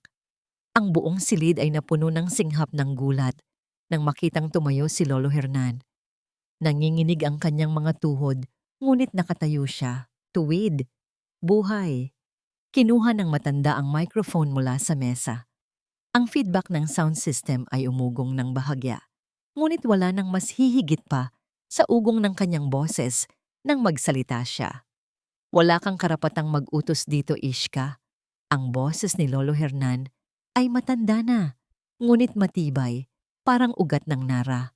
Dahil ang pamamahay na ito at ang kumpanyang ito ay hindi sa mga magnanakaw. Lumingon si Lolo Hernan kay Calanthe. Sa mga mata ng matanda, nakita ni Calanthe ang paghingi ng tawad at ang pasasalamat. Papasukin niyo ang mga pulis, utos ni Lolo Hernan sa mga guard. At hanapin niyo ang apo ko sa kwarto ni Ishka. Narinig ko ang lahat. Narinig ko ang plano nila habang nagpapanggap akong tulog. Itinuro ni Lolo Hernan si Brian. Ang kanyang daliri ay nanginginig sa galit. Ikaw na binigyan ko ng lahat. Ikaw pa ang naging ahas sa pamilyang ito. Bago pa makakilos si Ishka para tumakas, mabilis na lumapit si Calanthe. Ang distansya sa pagitan nila ay napawi sa isang iglap. Ang galit ng isang ina na naipon mula pa sa unang patak ng ulan sa kalsada ay nagpupuyos na ngayon. Nasaan si Brielle? Tanong ni Calanthe ng mariin. Ngumisi si Ishka, kahit alam niyang talo na siya. Isang ngangisi ng demonyo. Huli ka na. Wala na siya sa kwartong yon. Inilipat ko na siya kanina. Good luck sa paghahanap sa kanya bago siya maubusan ng hininga. Ang buong bulwagan ay naging entablado ng paghuhukom. Ang liwanag ng chandelier ay tila nagsilbing spotlight sa mga mukha ng pagkakasala. Ang mga bulungan ng mga bisita ay naging isang malakas na agos ng pangungutya. Hindi na kay Kalante nakatutok, kundi sa mag-asawang Alcaraz na ngayon ay nakatayo sa gitna ng sarili nilang kahihiyan. "Where is she?"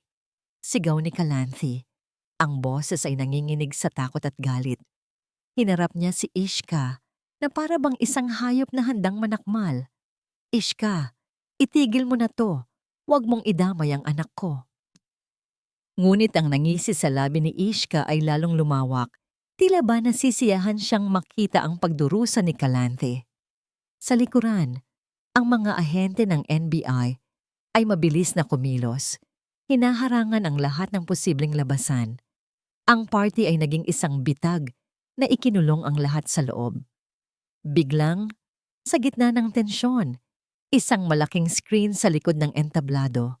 Ang screen na kanina lang ay nagpapakita ng mga litrato ng tagumpay ni Brian ay biglang umilaw. Isang video feed ang lumabas dito. Ang kuha ay madilim at nanginginig. Tila mula sa isang hidden camera. Nakita ng lahat ang loob ng isang kwarto na may mga kahon at lumang kasangkapan, ang lumang bodega sa basement ng mansyon. At sa gitna ng bodega, nakaupo sa sahig ang isang maliit na bata. Si Brielle. Namumutla ang bata at baka sa mukha ang hirap sa paghinga. Nakatali ang kanyang mga kamay at paa at may busal na tela sa kanyang bibig. Isang malakas na singhap ang kumalat sa buong bulwagan. Kahit ang mga donya at mga negosyanteng sanay sa gulo ay hindi napigilang mapahawak sa kanilang mga bibig sa sinasaksihang kalupitan. "You monster!" sigaw ni Kalante at akmang susugurin si Ishka, ngunit pinigilan siya ni Attorney Malen. Sa video, pumasok sa frame ang isang lalaking nakabonet. Kumuha ito ng isang silyang kahoy at umupo sa tapat ng bata. Itinutok nito sa mukha ni Brielle ang isang cellphone. Kitang-kita ng lahat na sa screen ng cellphone na yon ay ang live feed ng mga nangyayari sa bulwagan. Pinapanood ni Brielle ang kanyang ina. Nagsimulang tumulo ang mga luha sa mga mata ni Brielle. Ang kanyang maliliit na balikat ay nanginginig, ngunit hindi siya makasigaw. Ang video ay isang tahimik na torture, mas masakit kaysa sa anumang sigaw. Ang balita mula sa basement ay nagdulot ng isang nakabibinging katahimikan sa bulwagan, sinundan ng mabilis na pagkilos ng mga NBI agents. Dali-daling bumaba ang isang grupo upang iligtas si Brielle. Samantala, ang mga mata ni Kalanthea ay nakatuon kay Ishka, na sinisikap kumawala sa pagkakapit ni Attorney Malen. Ngunit ang abogado ng Alcaraz, na matagal nang naghihintay sa gilid, ay mabilis na umaksyon. Hinarang niya ang mga ahente at ipinresinta ang isang urgent court order para sa piyansa ni Ishka na inihanda na bago pa man magsimula ang party. Isang matalim na desisyon ng korte na nagbigay kay Ishka ng panandaliang kalayaan. "Hindi mo ako pwedeng arestuhin," sigaw ni Ishka. Ang boses ay puno ng galit na ngayon ay may kasamang tagumpay. "Ako ay malaya. At kayo, mga tanga, wala kayong nakita." Sa bilis ng kidlat, kumawala si Ishka. Tumakbo ito papunta sa service exit. Ang kanyang pulang gown ay sumasayaw sa hangin na tila apoy na naglalayon pang mangwasak. Ang kanyang mga mata ay nakatuon sa isang direksyon, sa lugar na alam niyang hindi pa napuntahan ng mga pulis. "Si Brielle! Papunta siya kay Brielle!" sigaw ni Kalante. Sa kanyang instinct ng isang ina, alam niya na hindi pa tapos si Ishka. Ang bodega ay bitag lang. Ang tunay na panganib ay nasa iba pa. Walang pag-aalinlangan, sumugod si Kalante. Tumakbo siya. Hindi alintana ang kanyang pagod at ang sakit ng kanyang katawan. Sa kanyang tabi, tumakbo din si Kyrian.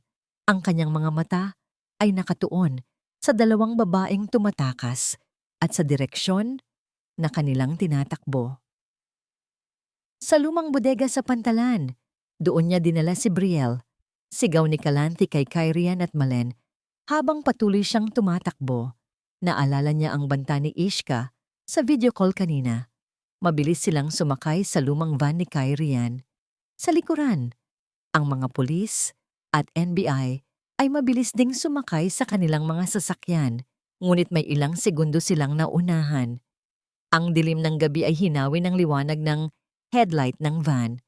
Ang hangin ay humahampas sa mukha ni Calanthe habang binabaybay nila ang mga kalsada patungo sa dagat. Ang bawat liko, bawat pagtaas at pagbaba ng gulong ay nagdaragdag ng kaba sa kanyang dibdib. Sa kanyang isipan, naroon ang imahe ni Brielle, ang kanyang maliliit na balikat na nanginginig, ang kanyang maputlang mukha. Sa wakas, narating nila ang lumang pantalan. Ang lugar ay madilim, pinabayaan, at ang hangin ay amoy alat ng dagat. Ang malalaking balangkas ng mga lumang bodega ay nakatayo sa ilalim ng buwan. Ang ingay ng alon na humahampas sa dalampasigan ay pumupuno sa katahimikan, tila isang malaking halimaw na humihinga. Sa dulo ng pantalan, sa pinakamataas na bahagi ng cliff na nakatanaw sa dagat, nakita nila si Ishka. Hawak nito si Brielle, na ngayon ay wala ng malay sa kanyang bisig. Ang katawan ng bata ay halos kasing laki lang ng manika. Ang pulang gown ni Ishka ay lumilipad sa hangin, tila bandila ng kasamaan. "Brielle!" sigaw ni Calanthe. Ang boses ay napuno ng matinding sakit. Binitawan ni Ishka ang busal sa bibig ni Brielle at dahan-dahang inilapit ang bata sa gilid ng bangin. Ang malawak na dilim ng dagat ang naghihintay sa ibaba. "Ishka! Huwag!" Pagmamakaawa ni Calanthe, ngunit tumawa lang ang babae. "Kung hindi ko kayang makuha ang lahat, Calanthe, wala rin sa inyo ang makakakuha ng kaligayahan," sigaw ni Ishka. "Mamatay ka nang nagdurusa, mamatay ka nang walang anak." Akmang ibabato na ni Ishka si Brielle sa dagat nang may mabilis na gumalaw. Sa isang iglap, tumalon si Calanthe. Walang pakialam sa taas ng bangin, sa bato o sa matatalas na gilid. Ang tanging nasa isip niya ay ang kanyang anak. Parang hangin siya na lumipad. Inihagis niya ang sarili at sa huling sandali, sinalo niya si Brielle mula sa mga kamay ni Ishka. Niyakap niya ang bata nang mahigpit. Itinatago ang mukha nito sa kanyang dibdib. Ngunit ang pagtalon ni Calanthe ay nagdulot ng gulat kay Ishka. Napaatras ang babae. Ang paa nito ay naapakan ng maluwag na lupa sa gilid ng bangin. Nawalan siya ng balanse. Naramdaman ni Calanthe ang mabilis na pagdulas ni Ishka. Sa kabila ng lahat ng sakit at galit na naig ang kanyang pagiging tao, akma niyang iaabot ang kanyang kamay upang tulungan ang babae, ngunit huli na ang lahat. Bumigay ang lupa sa paanan ni Ishka. Nahulog ang babae sa bangin, ang pulang gown ay tila isang dumudugong talulot ng bulaklak na unti-unting lumulubog sa kadiliman ng dagat. Wala nang narinig na sigaw, tanging ang tunog ng alon na parang humihikbi. Kasabay nito, umilaw ang buong pantalan. Dumating na ang mga pulis at NBI. Ang mga sirena ay pumuno sa hangin, nagpapahiwatig ng pagtatapos ng bangungot. Ngunit si Calanthe, hawak si Brielle na walang malay, ay nanatiling nakaupo sa gilid ng bangin. Niyakap niya ang kanyang anak, mahigpit na mahigpit. Ngayon niya lang naramdaman ang matinding sakit sa kanyang balikat. May basa at mainit na dumaloy sa kanyang braso. Napansin niya na may maliit na hiwa sa kanyang balikat. Marahil ay tumama sa matulis na bato habang niligtas niya si Brielle. Hindi malalim, ngunit patuloy itong dumugo. Ngunit walang halaga ang sakit na yon. Ang tanging mahalaga ay si Brielle. Dahan-dahang idinilat ni Brielle ang kanyang mga mata. Tumambad sa kanya ang mukha ng kanyang ina, puno ng luha, ngunit may matamis ng ngiti. "Mama!" Mahinang tawag ni Brielle. "Andito ka na." Andito na si Mama. Ang liwanag ng araw na sumisilip sa bintana ng silid ay malambot at mapayapa. Kaiba sa nakaraang mga buwan na puno ng dilim at kaguluhan. 6 na buwan na ang lumipas mula ng gabing iyon sa lumang pantalan. 6 na buwan ng pagbangon, ng paghilom, at ng dahan-dahang pagpapalaya sa mga anino ng nakaraan. Nakahiga si Calanthe sa kanyang kama, hawak ang isang libro. Ngunit ang kanyang mga mata ay nakatuon sa larawan ni Brielle na nakapatong sa bedside table. Ang anak niya ay nasa eskwela na ngayon, masigla at malusog. Salamat sa agarang operasyon na pinondohan ni Lolo Hernan. Ang maliit na hiwa sa balikat ni Calanthe na nakuha niya habang nililigtas si Brielle ay isa na lamang peklat, isang paalala ng kanyang tapang at pagmamahal. Si Brian Alcaraz ay nilitis at nahatulan ng 20 taong pagkakakulong. Ang mga ebidensya mula sa itim na ledger at ang testimonya ni Lolo Hernan ay hindi niya kayang itanggi. Nabulgar ang lahat, ang kanyang mga utang sa ilegal na sugal, ang paggamit sa kumpanya para sa money laundering, at ang walang puso niyang pagpapabaya sa sariling anak. Si Ishka Velez, na nailigtas mula sa pagbagsak sa bangin, ay naharap din sa kasong kidnapping at frustrated murder, bukod pa sa mga kaso ng korupsyon. Walang awa ang batas sa kanilang kasamaan. Ngunit ang pagkakakulong ng mga nagkasala ay hindi nagdala ng agarang kapayapaan sa puso ni Calanthe. Ang sugat ng pagtataksil ay malalim, at ang pagmamahal sa isang lalaki ay tila naglaho, napalitan ng isang malaking bakante. Sa mga unang buwan ng kanyang paggaling, wala siyang ibang pinagtuunan kundi si Brielle at ang pagpaplano para sa kanilang kinabukasan. Isang araw, dinalaw siya ni Lolo Hernan. Ang matanda ay malakas na ngayon. Ang mga mata ay puno ng liwanag. Inalok niya kay Calanthe ang posisyon bilang CEO ng Alcaraz Logistics, isang kumpanyang pinalinis na sa lahat ng dumi. Ikaw ang karapat-dapat, Calanthe, wika ni Lolo Hernan. Ang boses ay puno ng paggalang. Ikaw ang nagligtas sa kumpanya at sa pamilya ko. Ang galing mo, apo. Ngunit umiling si Calanthe. Ang korporasyon, ang mga numero, ang pagmamaneho sa mundo ng negosyo, lahat ng yon ay nagpapaalala sa kanya ng pagdurusa. Gusto niya ng isang bagong simula, isang buhay na hindi na nakatali sa anino ng kanyang nakaraan. Salamat po, Lolo, malumanay niyang sagot. Pero hindi na po yan ang mundo ko. Gusto ko ng payapa. Gusto kong gumawa ng bagay na makakatulong sa ibang tao. Kinuwento niya kay Lolo Hernan ang pangarap niyang magtayo ng isang center para sa mga kababaihang tulad niya, mga babaeng biktima ng pagtataksil at pang-aabuso, mga babaeng nangangailangan ng lakas at gabay upang muling makabangon. Naunawaan ni Lolo Hernan ang kanyang desisyon at nangakong susuportahanan siya sa lahat ng kanyang mga balakin. May lupain kami sa Tagaytay, sabi ni Lolo Hernan. Matagal nang hindi nagagamit, tamang-tama para sa pangarap mo. At doon nagsimula ang lahat. Lumipas ang mga linggo. Ang Tagaytay, na dati ay isang lugar lang sa mapa, ay naging kanlungan ni Calanthe. Ang sariwang hangin at ang tanawin ng lawa ay tila nagpapagaling sa kanyang kaluluwa. Isang hapon, habang nagtitingin sila ng mga posibleng site para sa kanyang center, nakasama niya si Kyrian.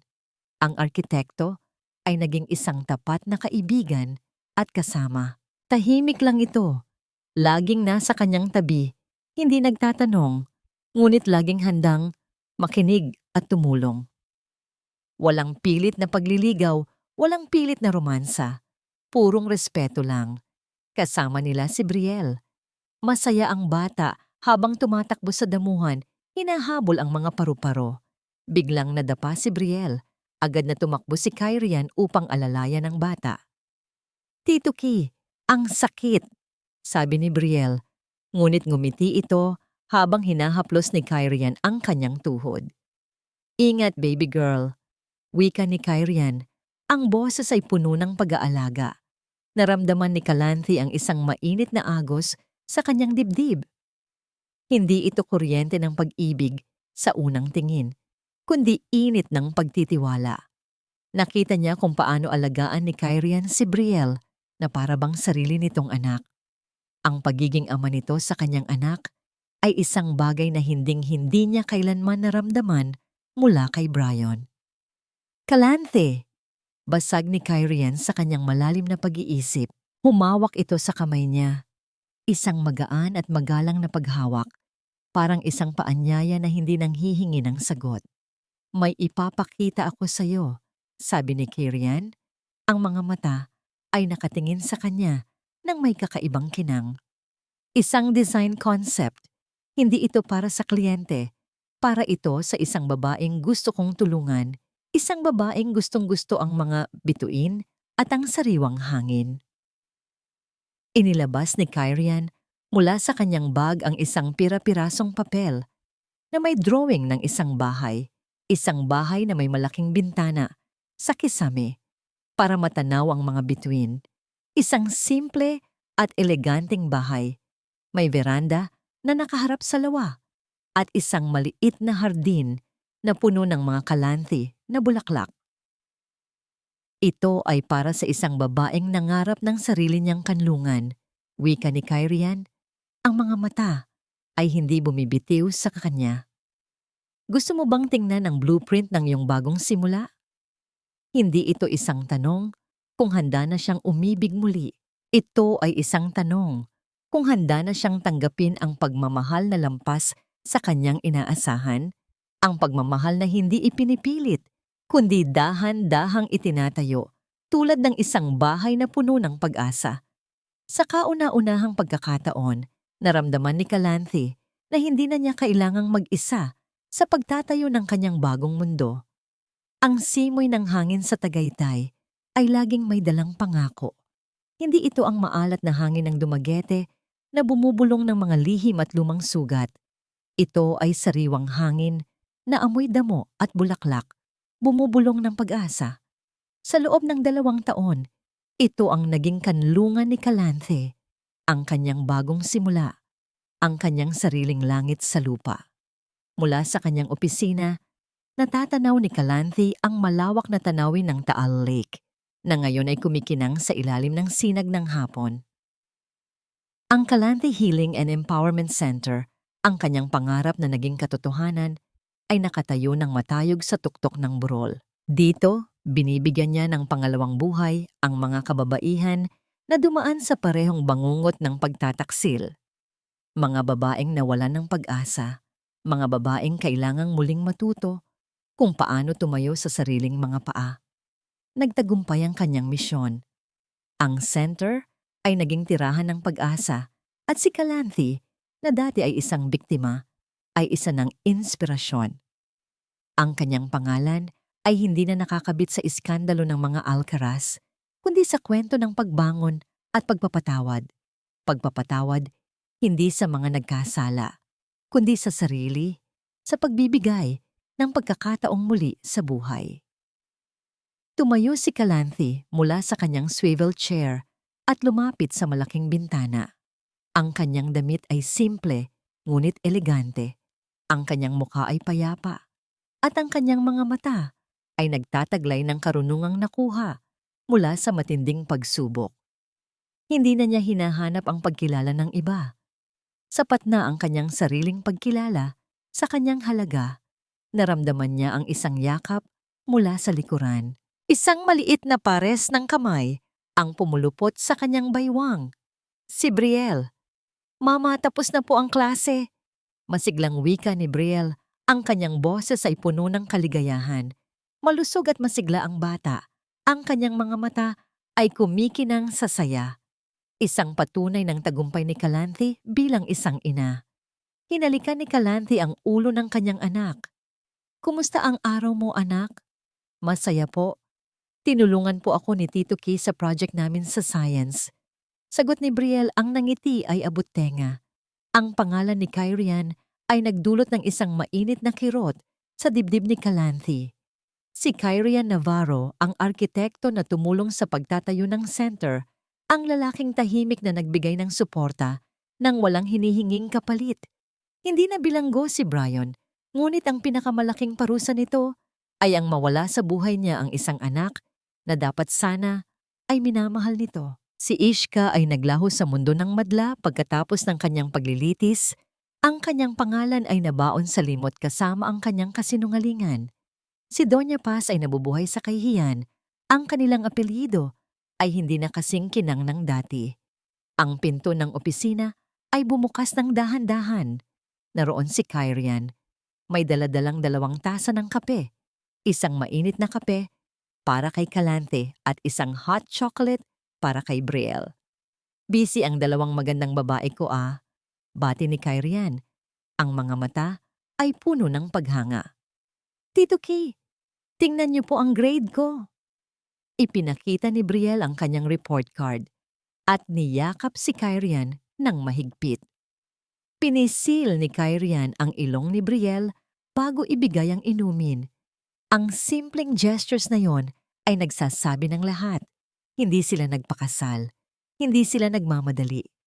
Ang pagmamahal na namumuo sa pagitan nila ay isang pagmamahal na dahan-dahang lumalago, tulad ng isang punong matibay at malalim ang ugat. Hindi ito puno ng drama, kundi puno ng respeto at pag-unawa. Nang makalabas si Brielle upang maglaro sa hardin, inabot ni Kyrian ang tasa kay Kalante.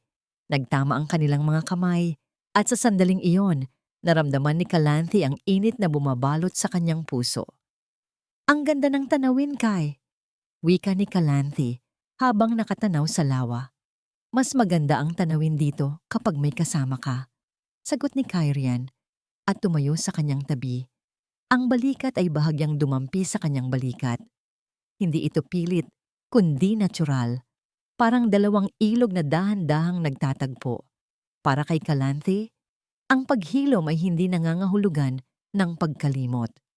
Ang mga peklat ay naroon pa rin, ngunit ang mga ito ay naging paalala ng kanyang lakas, hindi ng kanyang kahinaan. Ang kanyang paglalakbay ay hindi nagtapos sa paghahanap ng bagong asawa, kundi sa paghahanap ng kanyang sarili, ang paghahanap ng kanyang halaga, ang pagpapalaya sa kanyang kaluluwa, at ang pagtatayo ng isang kaharian para sa sarili at sa kanyang anak.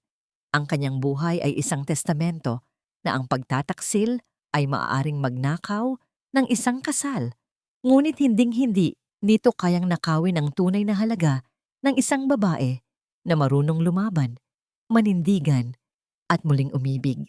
Hindi lamang sa iba, kundi sa sarili niya. At sa ilalim ng mga bituin sa Tagaytay, ang bawat hininga ni Kalante ay isang pasasalamat, isang kanta ng pag-asa, at isang bagong simula.